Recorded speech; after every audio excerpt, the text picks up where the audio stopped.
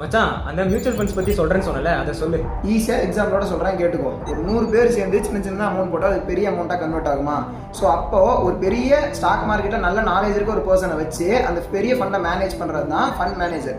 இதுதான் பெரிய பெரிய அசட் மேனேஜிங் கம்பெனி இந்தியாவில் பண்ணிட்டு இருக்காங்க.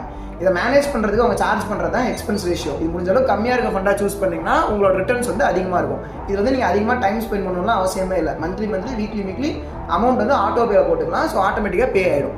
என்ன இது? அப்ப ரெகுலர் டைரக்ட் ஃபண்ட்ஸ்னா என்ன?